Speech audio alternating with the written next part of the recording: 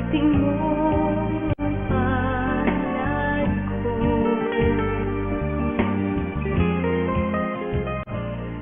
Bigla-bigla na lamang daw umanong nananakit ang ari ng batang si Cedric Ruiz.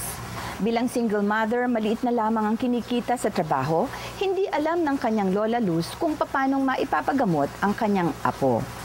Ano nga ba ang kondisyon ni Cedric? Paanong tinatanggap ng kanyang pamilya ang kapansanang dinadala ng kanyang anak? Tunghayan po natin ang kwento ng mag-inang ito.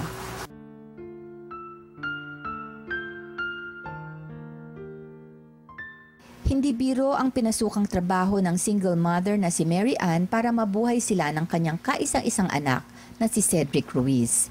Pagamat hindi namin naabutan sa kanilang tahanan si Mary Ann, lola niyang humarap sa amin na siyang nagpalaki kay Cedric. Si Lola Ruiz ang isa sa mga unang nakapansin na may kakaiba sa bata. Nung baby pa siya, pag umiiyak, lumulubo yung puson niya, yung dito, yung puklo. Dumalaki dito. Dinala sa Santa Ana, yun nga, sabi ng mga doktor doon, yun daw, bayag hindi daw naluto. Si Cedric ay may kapansanan na undescended testes. Ito ay ang hindi pagbaba ng kanyang bayag sa kanyang ari. Kinakailangang maoperahan si Cedric sa lalong madaling panahon upang maiwasan ang anumang komplikasyon na dala ng kanyang kapansanan. Posible rin siyang mabaog kung hindi maaagapan ang kanyang kondisyon. Kailangan daw, bago dumating ata ng 3 o 4 years old, maopera na.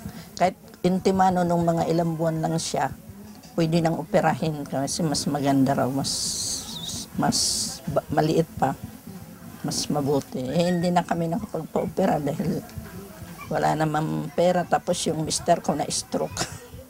Isang masiglang bata si Cedric. Sa edad na 4 na taong gulang, tila wala siyang kamalay-malay sa kapansanang kanyang iniinda.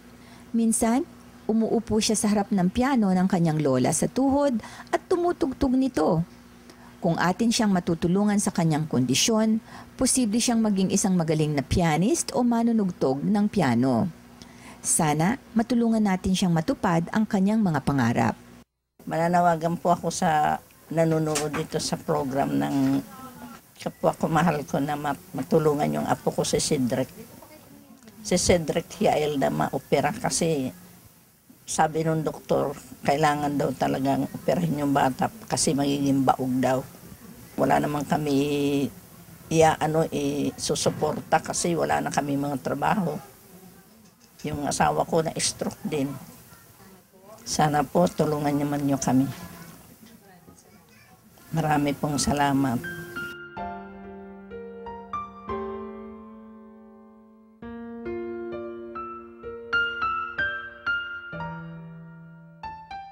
Kailangang maagapan agad ang kondisyon ni Cedric Ruiz. Kulang ang pondo ng kanyang inang si Mary Ann at ng kanyang lola para tugunan ang kanyang pangangailangan. Ang Kapwa Kumalco Foundation ay matatagpuan sa 2nd floor ng Kapuso Building, GMA Network Drive, Diliman, Quezon City. Ang telepono 9827-777, local 9950 o direct line number 333-7684. Sa mga nais mag-donate o tumulong sa aming pasyenteng ipinapanawagan, maaari po kayong magdeposito sa mga BDO branches na makikita sa mga SM malls. Ang mga BDO branches sa mga SM malls ay bukas araw-araw kahit Sabado o Linggo. Maaari din po kayong magdeposito sa Metrobank. Ang ating pong email address, kapwako@gmanetwork.com. Sa Facebook, www.facebook.com/kapwako. Bisitahin ang aming website www.kapwako.org para mapanood ang mga nagdaang episodes. Maaari din kayong mag-donate gamit ang inyong credit card, debit card,